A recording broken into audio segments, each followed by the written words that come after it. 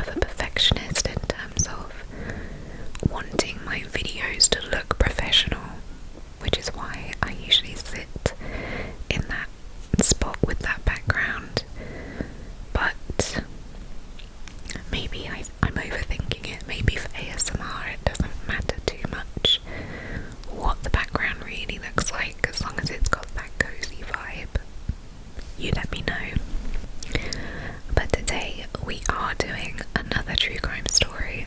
I know last week I said that I might need a break from true crime, but I actually already had this next case looked at and ready to sort of do anyway, so I thought, oh, I'll just do it, because I was thinking of doing something Valentine's themed, like telling love stories or something, but I realised that this case is actually about a couple. It's not based on Valentine's Day or anything, but it does involve a couple, so I thought, well, let's just go for that. It's not like I'm a big celebrator of Valentine's Day anyway, it's just another day to me. So yeah, let's dive into today's case, which is about Denise Huskins and Aaron Quinn.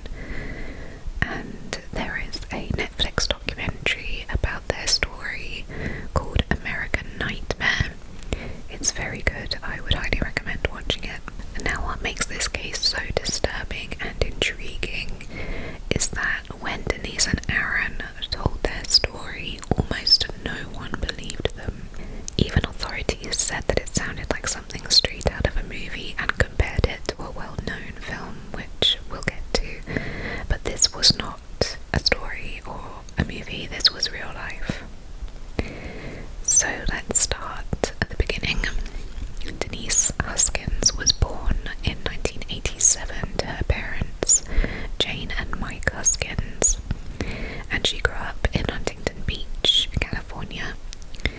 Denise had a close-knit extended family and spent much of her childhood riding bikes around the neighborhood with her brother Devin. She was known as being bright, kind, and deeply loved by her family. From a young age, she excelled in school and already knew that she wanted to pursue a career in healthcare. However, her childhood wasn't without hardship. At some point, her parents got divorced, but despite this, they actually maintained a pretty healthy co-parenting relationship, and Denise remained in Huntington Beach, surrounded by family on both sides. But Denise did experience trauma that would shape her life in ways that few people knew. When she was just 12 years old, she was SA'd, and like so many survivors, unfortunately, she internalized all of this horrible experience and blamed herself. She felt ashamed and just kept it to herself for most of her life. Later on, Denise learned that the same perpetrator had actually molested another young girl. She carried immense guilt for not reporting what happened, even though obviously none of it's her fault and she was incredibly young. There's no way you could really know what to do for the best at that time. She told herself that if anything like that ever happened to her again, that she would immediately go to the police, and tragically it did happen again. At 19 years old, Denise attended a party where she ended up falling asleep, and when she woke up, one of her close friends was assaulting her. And this time she went directly to law enforcement. But what happened next would foreshadow her future experience. An officer in the police station parking lot discouraged her from filing a report. He told her that cases like this often went nowhere and that pursuing it would waste time and resources. As you can imagine, that advice coming from law enforcement was just devastating, and sadly Denise would feel failed by police more than once. Despite the trauma that she endured, Denise continued to thrive academically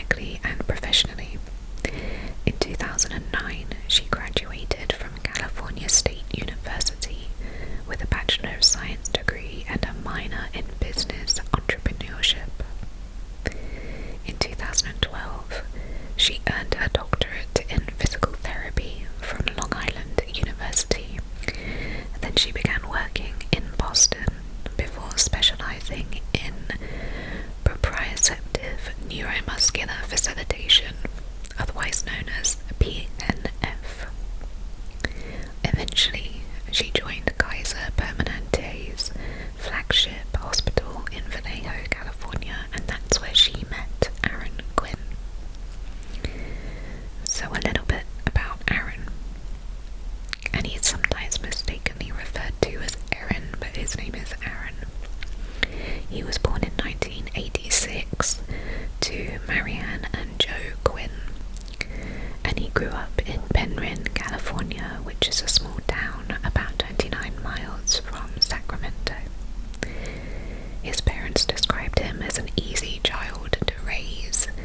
He was close to his brother, who would later become an FBI agent. And in high school, Aaron captained the football team, and according to his mother, had no shortage of girlfriends. She even joked that he broke a few hearts along the way. So, you know, the popular kind of guy at school. Aaron definitely had a type when it came to women.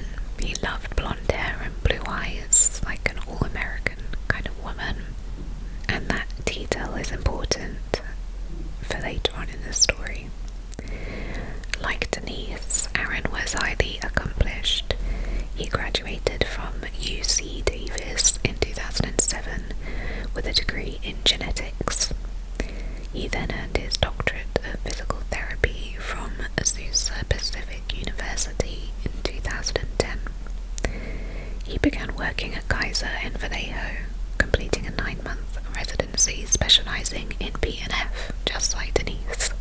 He treated patients suffering from severe neurological trauma and later expanded into pediatric therapy for children with special needs.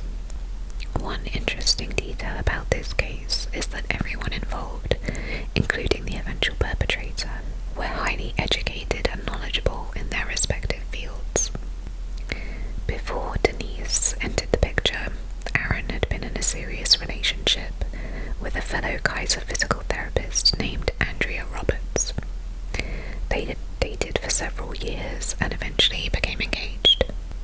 Aaron purchased a home for them on Mare Island, which is a quiet peninsula off Vallejo known for its suburban neighborhoods and scenic views. But their relationship was unstable. They remained professional at work, but their personal life was strained. Andrea felt pressure about the wedding, and Aaron feared losing her. Then, in 2014, Aaron discovered that Andrea had been having an affair with a Vallejo police officer, and he called off the wedding. In June 2014, Denise began working at Kaiser, where she and Aaron quickly connected. They respected each other professionally and were strongly attracted to one another, and soon a relationship developed. Aaron appeared to be honest about his past with Andrea, which was necessary since they all worked together. But despite his honesty, Denise felt quite uneasy at first because her and Andrea were remarkably similar. They both had the same career and they were both blonde and blue-eyed, so given that Aaron has a type, Denise worried that she just might be a rebound for him. But Aaron reassured her. He took her on trips and dates, and she spent nights at his Mare Island home. She also met his parents. His mother really liked Denise, but she did caution Aaron not to rush into another serious commitment too soon after his broken engagement. Meanwhile, Andrea later claimed that Aaron still had lingering feelings for her. At work, she said he would come into her office, sometimes attempting to hug or even kiss her, despite her telling him it was inappropriate. In February 2015, Denise went through Aaron's phone, and what she found devastated her. Aaron had texted Andrea, expressing a desire to rekindle their relationship. He even said that he would leave Denise for her. Understandably, Denise was crushed by this. She had begun envisioning a future with this man, and now it appeared he was still emotionally tied to his ex-fiancée. Aaron admitted that he made a mistake, and he promised to cut off all non-work contact with Andrea. Denise and Aaron took a month-long break from their relationship but remained professional at work. Aaron began attending therapy. He wanted to prove to Denise that he was committed to her.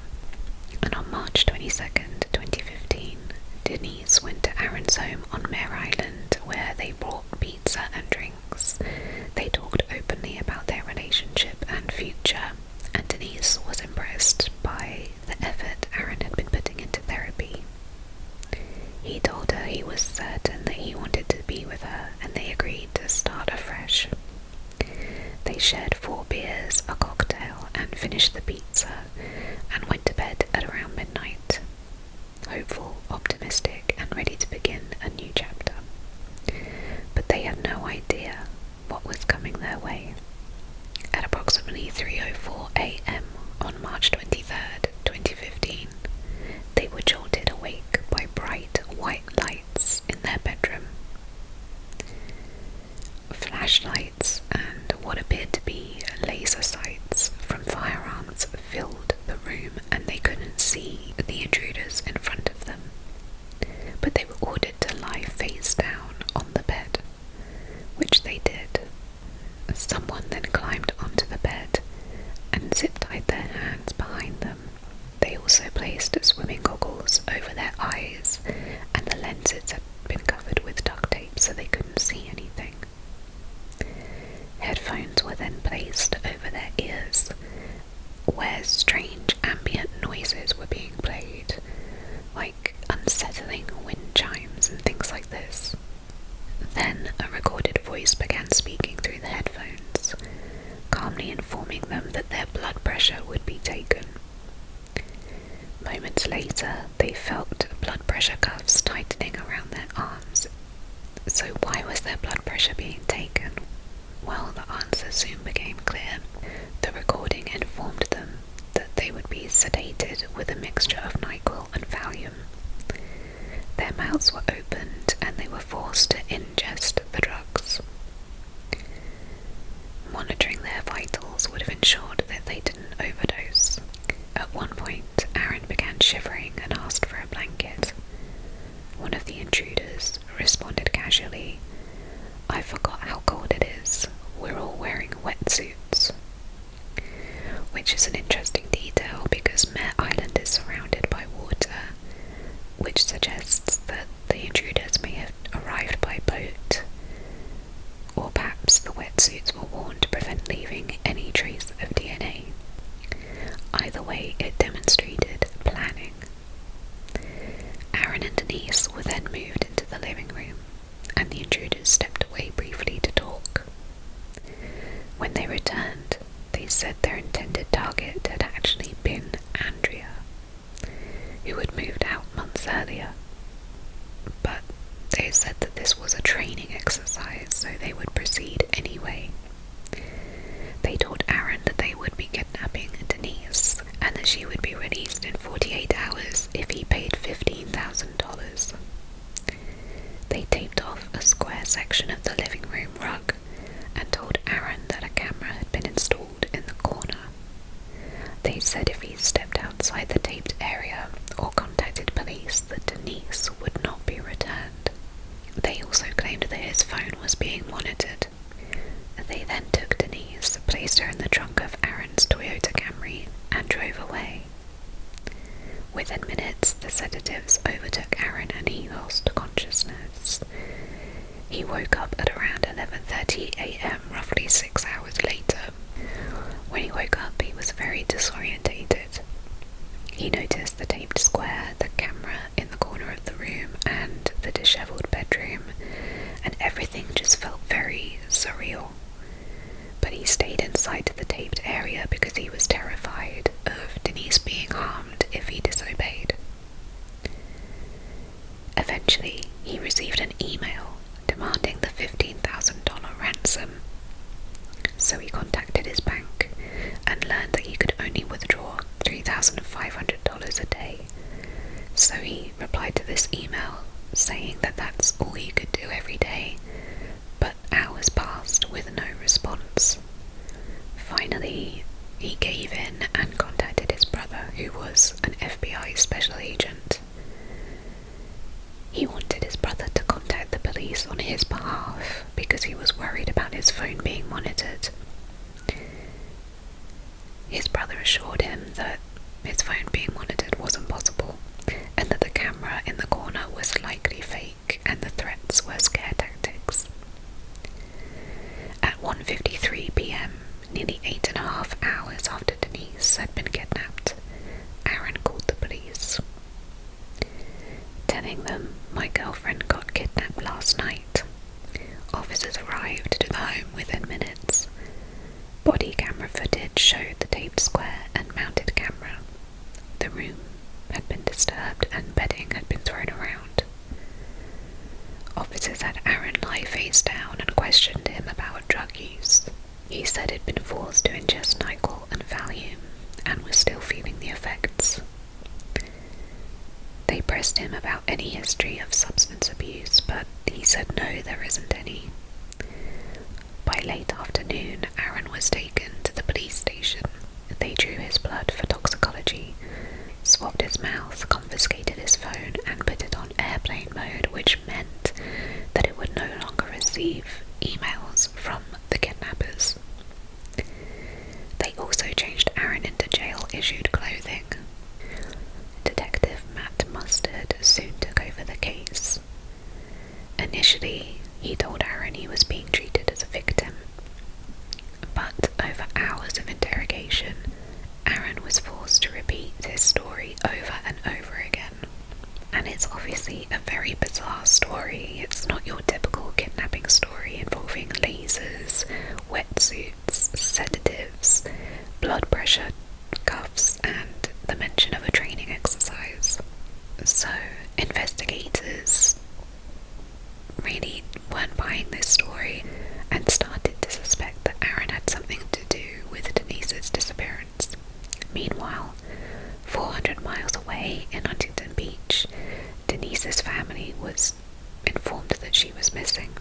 Her mother Jane was in disbelief. Denise had a promising career, a new relationship. Her life was just beginning. And her father Mike said that this news was every parent's nightmare. Police informed the parents that Aaron was being questioned as a suspect. Mike had never actually met Aaron, but he believed that Denise was a good judge of character and chose good men, but her brother Devin felt a bit uneasy about him. Soon the media caught wind of the case and coverage exploded. Crime reporter Henry Lee of the San Francisco Chronicle described the situation as bizarre, and at that point, no one yet understood just how wrong this investigation was about to go.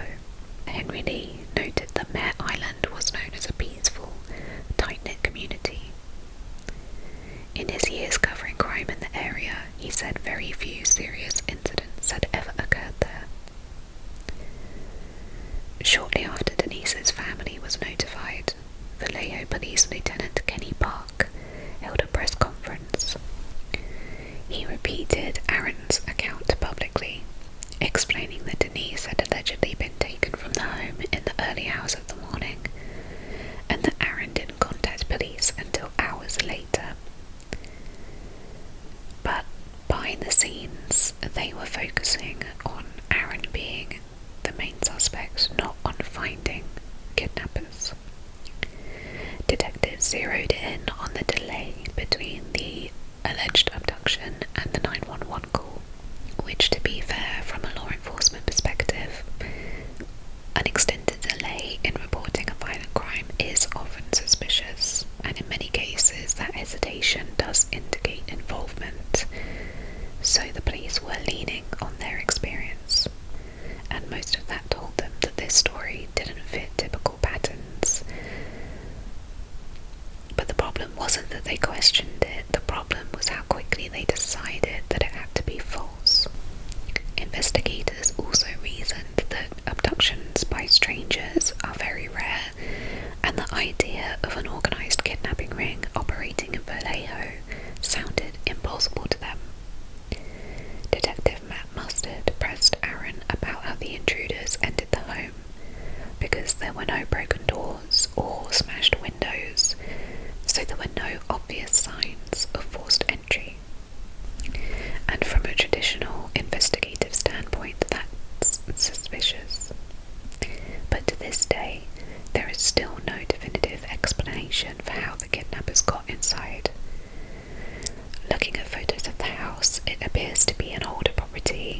so it's possible that a window could have been quietly opened or a lock was picked. Older homes can have vulnerable entry points that leave minimal visible damage. It doesn't always require a dramatic force to enter.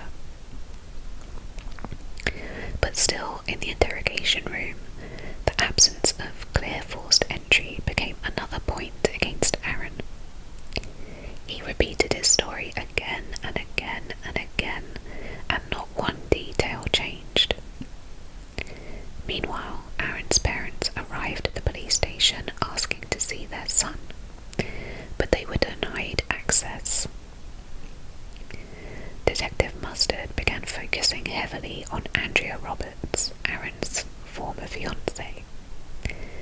Aaron admitted that Denise had been upset about his emotional connection with Andrea. He acknowledged that he had texted her and tried to rekindle things before he fully committed to Denise again.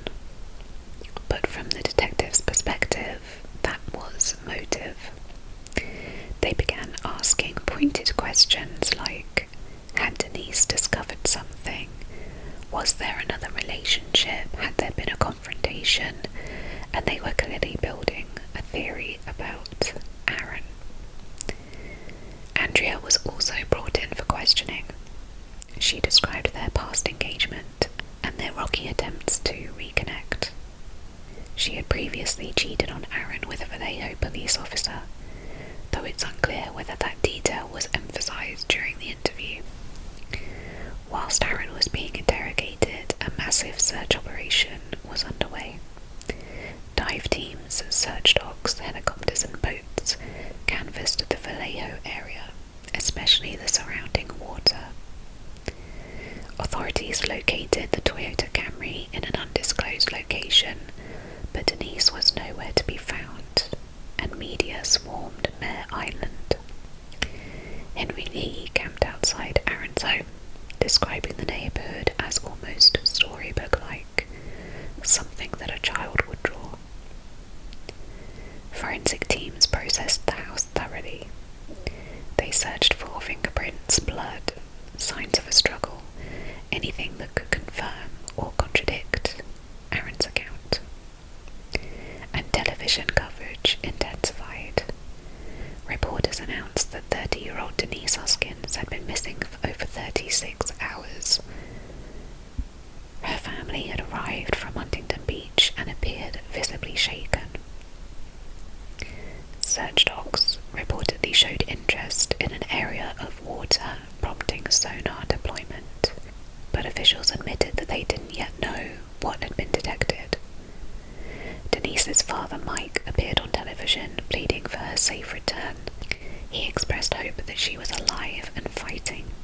Police publicly stated that Denise had been taken by force and that a ransom demand had been made, but they also noted that Aaron waited hours before calling authorities. And although he was not officially named as a suspect at that moment, the implication was clear. The case of Lacey and Scott Peterson inevitably surfaced in conversations, especially among investigators, because in that infamous case, Scott Peterson murdered his wife and disposed of her body in the water not far from this region, and that history likely influenced investigative thinking. If Denise had been killed, water searches made sense. But that comparison may have also narrowed their perspective too soon. Neighbours told reporters that they rarely saw Aaron and Denise due to their demanding work schedules, and that they heard nothing unusual that night. At one point, law enforcement reportedly told Denise's family that when women are reported missing, they are often already dead, which is a staggering thing to say to a family clinging to hope. It also revealed how early investigators had begun assuming the worst. Back at the station, Detective Mustard's tone shifted sharply. Police began operating under the theory that Aaron had killed Denise and fabricated the elaborate kidnapping story. Mustard told him, "I'm here to find the truth.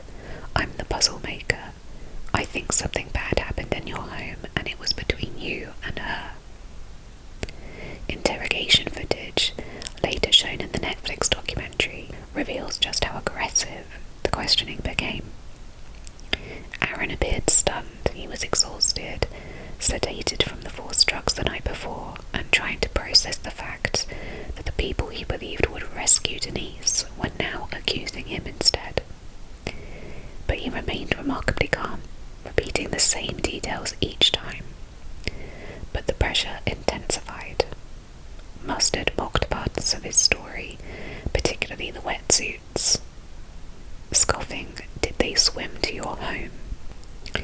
He suggested that Aaron wrapped Denise in comforters and disposed of her body. He theorized that they may have taken drugs from their work, that Denise had overdosed, and Aaron panicked. Then Mustard said plainly, "You did it. They did not come into your home and kidnap her. The longer she stays wherever she is, the longer she rots, the more you look like a monster." Aaron responded, saying that he didn't do anything, and what's the next stage?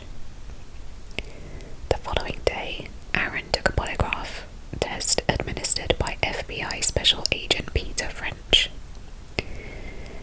Obviously, at this point, he's been awake for nearly 24 hours. He was drugged and still reeling from that, and so Aaron actually failed this polygraph test. And that moment would later become extremely important. Agent French confronted him harshly, asking whether it had been an accident, or if he was a calculated monster who couldn't handle a breakup and killed her. Aaron insisted that he wanted Denise found and denied harming her. But realizing the direction this was all going in, he asked for a lawyer. He retained defense attorneys Daniel Russo and Amy Morton, both experienced practitioners dating back to the 70s. When Dan Russo first heard what had happened, the kidnapping and the police response, he called it crazy. When he saw Aaron in person, he noted that he had been at the station for roughly 18 hours without any sleep, on top of being sedated the night before, and Russo later described him as being eaten alive. Aaron had provided DNA, fingerprints, toxicology samples, everything that was requested of him. So Russo told police that unless they were arresting him, Aaron was coming with him.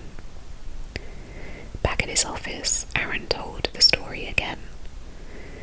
Amy Morton described it as absolutely incredible, not because she disbelieved him, but because of how outlandish it sounded. But he never altered a single detail, and both attorneys believed him. But as Russo bluntly put it, nobody in North America is going to believe this story. Meanwhile, Denise's father went on television begging again for her return. Then at 12:24 p.m. on March 24th, reporter Henry Lee received an email from an unknown sender with the subject line Denise, and attached to it was an audio file.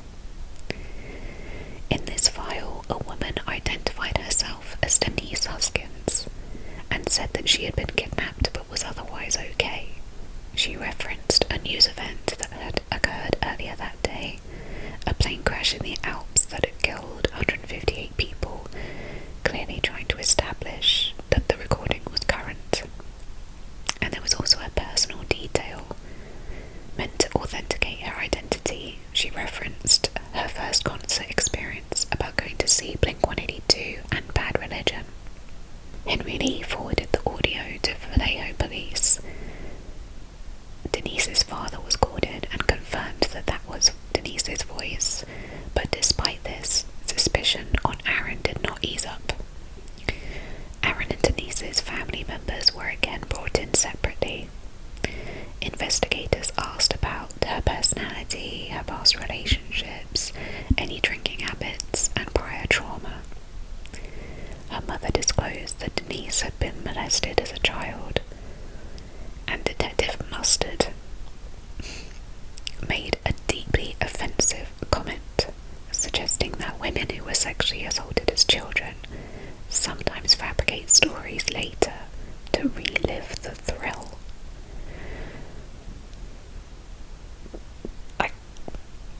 There are no words. I've never heard such a thing. Obviously victim blaming here. And meanwhile, the FBI lead investigator David Sesma questioned Aaron again. This interview was not officially recorded, but Amy Morton wisely recorded it on her phone. They asked whether Denise resisted during the alleged kidnapping. They questioned whether she knew about Aaron's finances, and at one point they directly asked Aaron if he thought Denise had staged the entire event herself. And this is where they start referencing the movie Gone Girl, saying that maybe she was a real-life Rosamund Pike. I forget Gone Girl's actual name. I love that movie. What's her name? Is it Amy? I want to say Amy. But anyway, this obviously wasn't a screenplay, it was real life. Now, 400 miles away from Vallejo, we return to Denise. At around 5 AM on March 23rd, Denise was inside the trunk of the Toyota Camry. Her hands were zip-tied. She still had those goggles on that were blacking out her vision, and the sedatives were taking effect. The car stopped. She was removed and told, "Do not speak, do not scream." She was then placed into the trunk of a different vehicle. From the engine sound, she said she believed it was a Ford Mustang, which is remarkable given the circumstances that she was able to be aware enough to try and figure out what vehicle she was in. She felt the vehicle accelerate and maintain steady speed, suggesting freeway travel. And even though she tried to mentally map turns and sounds, the drugs eventually overtook her and she lost consciousness. She woke hours later. Through the edges of her goggles, she could tell it was daylight. She smelt pine trees and heard birds and imagined a wooded, remote location. She was dragged inside, where she heard scrubbing sounds and duct tape being pulled. She felt tile beneath her feet and then carpet, and then was placed on a bed. The kidnapper spoke calmly. He told her that she wasn't the intended target and that Andrea had been. He claimed to be part of a black market kidnapping operation, that Aaron had been given instructions and she would be released in 48 hours, but she feared that she wouldn't survive.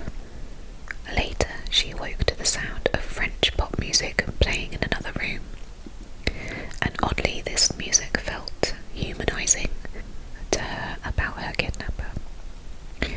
The kidnapper spoke casually, even discussing his military background and struggles with PTSD and insomnia. He allowed her bathroom breaks and seemed composed, so Denise believed that if she remained calm and compliant, that she might survive. But then his tone shifted. He explained that they lacked collateral to ensure that she wouldn't go to police. He said that they needed to have sex and record it, so that if she reported him, the video would be released. She said that she considered fighting this, but ultimately decided that survival was her priority, and kind of went along with this unwillingly, and described dissociating during the assault. Afterwards, she was allowed to remove the goggles when she was alone, and it felt like conditioning that she was given a small freedom for being compliant. About 28 hours after the kidnapping, he told her that police had taken Aaron's phone and put it on airplane mode, meaning that the ransom communication had been disrupted, and she feared what that meant for her safety. He said that associates of his were coming to decide the next steps. He instructed her to pretend to be asleep because they were not as nice as he was. After they left, he returned and recorded the proof of life audio that was later emailed to Aaron. He then said that the previous recording of them having sex looked too forced, so they needed to do it again, and this time portray a consensual affair. So she needed to act. she did because, again, she's trying to stay alive. Afterwards, she slept, and later that night he showed her a video on his phone of her father speaking to the media, and that's when she broke down. He said to her, "It must feel real now." Eventually, he said it was time to go home. He couldn't return her to Vallejo due to law enforcement presence, so he would take her to Huntington Beach. When she awoke, she was in the front passenger seat with her eyes taped shut. He warned her that she would speak to police, but that she must not mention that members of the group were in law enforcement or the military, and she must not say that they had sex. He also threatened her family. When the car stopped, he told her to count to 10 after hearing it drive away before removing the tape from her eyes, and she did. When she removed it, she realised she was near her father's home on a street that she knew immediately. So she went there, but her father wasn't home. A neighbour came outside and helped her contact both him and the police. The message was clear. He knew exactly where her family lived. And that detail was intentional, reinforcing that his threats were credible. When officers arrived, helicopters and media were already gathering. Denise described the home invasion, her captivity, and the kidnapping ring. But when asked whether she had been sexually assaulted, she said no, because she was terrified of the potential retaliation. Police informed her that Vallejo PD was offering a proffer agreement, essentially immunity in exchange for cooperation, and that's when she realised that she was not being treated like a victim, she was being treated like a suspect, and they believed that she had made the entire thing up. In the documentary, they show what looks like surveillance footage of Denise walking down the street carrying a green duffel bag and wearing sunglasses. And one of the first questions that pops up is, where did the duffel bag come from? And the sunglasses, if she was just taken from her home, where did those come from? And it turns out that Denise wrote about this in her book.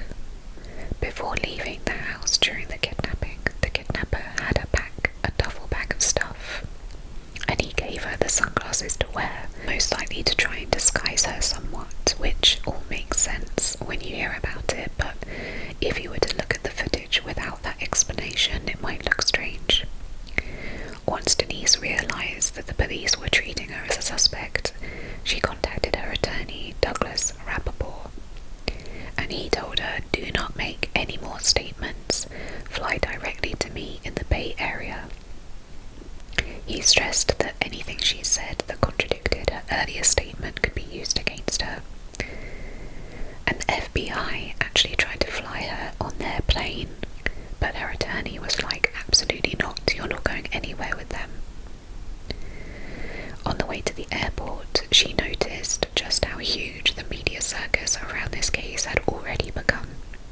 And one of the main issues here was how Vallejo PD and the media treated Denise and Aaron. At first, Aaron was the main suspect. Detective Mustard and FBI agent Peter French literally told him to his face that they thought he was a monster. But after Denise was released, the police completely threw her under the bus. Lieutenant Kenny Park held a press conference and publicly blamed Denise and Aaron for fabricating the entire event. With no hesitation, he said things like, "Mr. Quinn and Miss Huskins plundered valuable resources from our community, diverted focus from true victims, and instilled fear among community members."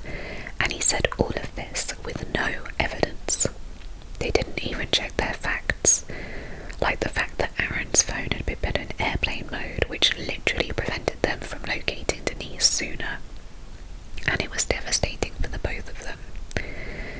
Imagine having been kidnapped and going through this horrific ordeal, only to then be called liars by the people that are meant to help you. And that's what Denise and Aaron went through and had to deal with. And the media, of course, followed suit, again comparing this saying, "Is Denise Huskins a real-life con girl?" Henry Lee tried to explain the story carefully on air, but the skepticism was palpable. The media circus had already taken off, fueled directly by the police's statements. Meanwhile, Denise's lawyer, Doug Rappaport, confronted the police. When he asked why they weren't trusting her story, investigator David Sesma basically said, "Have you seen the movie Gone Girl? The similarities are obvious." And this wasn't just bad judgment, it was personal conflicts of interest as well, because FBI agent David Sesma was dating Andrea Roberts, Aaron's ex, who was the initial target of this kidnapping. So he should have recused himself, but he didn't. And who knows what he's being told about Aaron behind the scenes from Andrea. Denise's sexual assault exam was also misrepresented. FBI agents claimed Aaron caused it, even though it clearly indicated recent sexual activity, but they dismissed it. The police never filed charges against Denise or Aaron, they just publicly slandered them, called them monsters, and then moved on from it like it was all a hoax. Meanwhile, Officer Misty Caruso was one of the first to believe Denise. The investigation ultimately led them to Matthew Mueller, who was a Harvard graduate and an ex-Marine with a criminal history, and he was hiding out in a secluded cabin in South Lake Tahoe. He had served as an immigration lawyer until he was disbarred years earlier for fraudulently charging one of his clients.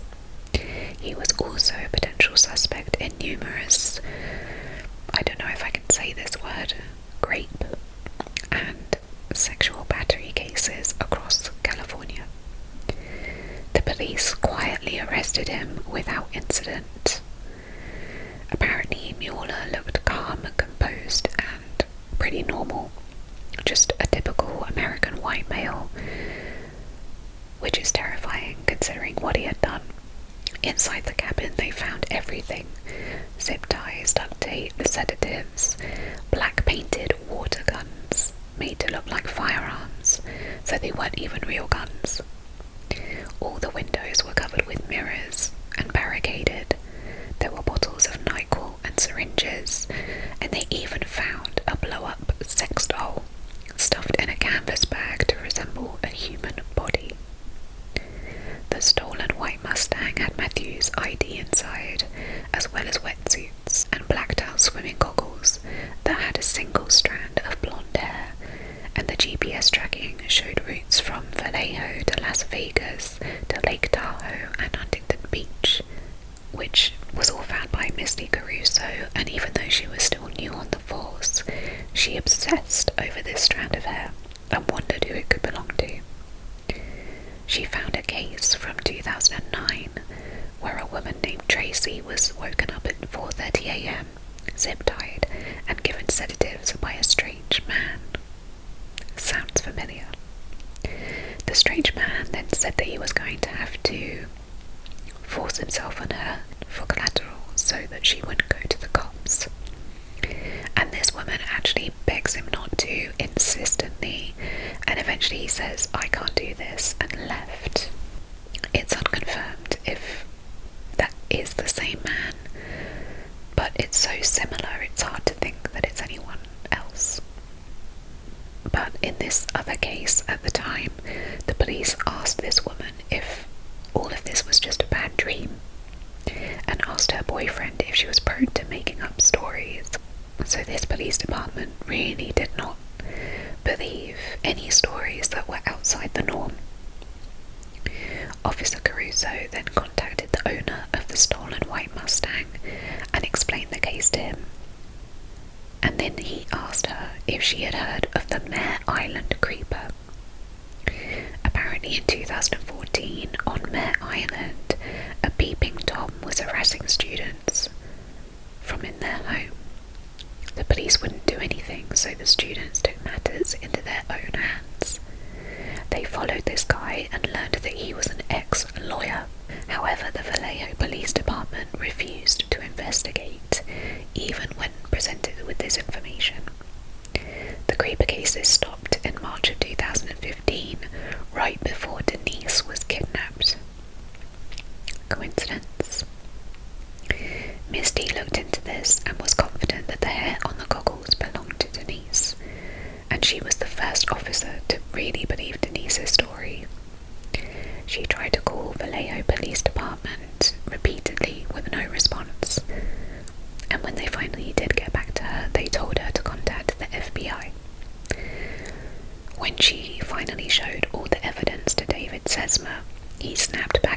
and said, quote, "We never called it a hoax, dude." Getting defensive already. When she showed the FBI images of the water guns and the zip ties, they then realised that they were the same guns pictured in the emails sent to Henry Lee. And it finally dawned on the police that Denise's story was entirely true. Denise never saw the man who kidnapped her, but after an old interview clip of Mueller circulated, Denise immediately recognised his voice. After the arrest, the investigation revealed several law enforcement failures. Aaron's polygraph test was inconclusive but misrepresented. His phone had been disabled, meaning they were unable to prevent some of the things that had happened to Denise. The FBI ignored evidence, and Sesma clearly had conflicts of interest by dating Andrea Roberts. Matthew Mueller was kept in solitary confinement for a year in an attempt to weaken him before his trial. Eventually, Mueller did admit to the kidnapping and accepted a plea deal. He claimed that he pleaded guilty to spare Denise and Aaron more suffering. And despite police incompetence and public slander, Denise and Aaron had survived. In interviews after his arrest, Mueller speaks very calmly, almost lawyer-like, explaining his choices in a very sort of calm, innocent tone. He even talks about his wife, and it's all very chilling and bizarre, but it shows how complex and manipulative he is. But in his arrest affidavit, he told authorities that he suffered from Gulf War illness and that he was bipolar, which, if that's true, would explain some of his behaviour, although it doesn't excuse any of it. Fast forward to court, Denise finally stood up to Matthew, who actually represented himself, which must have been very emotional for her. Even though Denise knew there were probably others involved, she felt at peace knowing that she faced the man who assaulted her and he didn't cross-examine her. Matthew ended up being sentenced to 40 years in prison for the federal case. The courts maintained that he acted alone, and Judge Troy L. Nunley said during sentencing, "The sentence imposed today reflects the egregiousness of Mueller's conduct in this case. Mueller had advantages in life that most people only dream of, yet he used his considerable intelligence to plan and execute the physical assault and psychological torture of two innocent strangers. It is difficult to imagine the level of suffering that Mueller inflicted on his victims.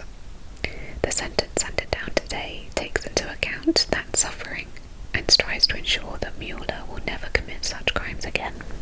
Then there's the state sentence. In 2022, Mueller was sentenced to 31 years in Solano County Superior Court for forcible rape and other charges, served concurrently with his federal sentence. As of now, he's at the Federal Correctional Institution in Tucson, Arizona, with a release date of July 8th, 2049, and he'll be in his 70s by then. Meanwhile, Mueller never revealed why Andrea was the initial target, and he even sued the government, claiming they manipulated him into the guilty plea, and that if he hadn't been in solitary confinement for a year beforehand, he never would have agreed. Amid all this chaos, Denise and Aaron actually got married during the trial. They petitioned the court to reschedule, but the courts refused. Their wedding went ahead beautifully with both families and lawyers present. Officer Misty Caruso, who was instrumental in believing and supporting Denise, attended the wedding. She's basically their hero. She connected Denise's case to that one prior and saw all the evidence early and never gave up. And now Denise and Aaron are living a life together. They moved to coastal California near Aaron's hometown, and Denise continues her work in physical therapy. Aaron trains high school athletes at a company called Aparos, and in 2020 they welcomed their first daughter Olivia, and recently added Naomi to the family. Detective Mustard, the one that was insistent that this was all a hoax, you'd think that after all of this his career would have ended, right? Oh no. He was awarded Officer of the Year in 2015, and now he's the Sergeant of Vallejo PD's Investigative Division. And when you look into his past, it turns out that he pressed forensic pathologists to alter autopsy reports in a murder case. He was accused of withholding evidence in 2020, and in 2021 he was investigated for alleged racism, and this is the Officer of the Year. Unbelievable. Henry Lee, the San Francisco Chronicle reporter who covered the story, no longer works there, but he regrets his role in framing Denise, as he should. As for Matthew Mueller, his wife filed for divorce from him in 2022, and here's the kicker. Apparently, back during the initial press conference, Chief Andrew Badu allegedly told Lieutenant Kenny Park to burn that bitch, basically to put all the blame on Denise and Aaron. So in 2016, the couple sued the Vallejo Police Department for defamation, and they were awarded $2.5 million, which doesn't really feel like enough considering what they went through. 6 years later, under new leadership, Vallejo PD finally apologised. 6 years later. Too little too late, because the damage was done to their personal, professional and social lives. But Denise and Aaron still believe there were other people involved in the kidnapping. Denise said she heard multiple voices, saw multiple laser pointers, and experienced coordinated actions that suggest accomplices. We have no idea if other people were really involved or if it was just Mueller wanting to create the illusion of a bigger network. But Denise and Aaron firmly believe that she wasn't alone in that cabin. Denise and Aaron are incredibly strong and resilient and continue to move forward with their lives, and the world now finally believes their story. They shared it fully in the Netflix documentary, and I think that's a big part of what helped them heal. After everything, all the trauma and all the public slander, they finally have peace, validation, and a life together. And that is the story of Denise and Aaron. It's nice to know that they managed to stay together through all of this.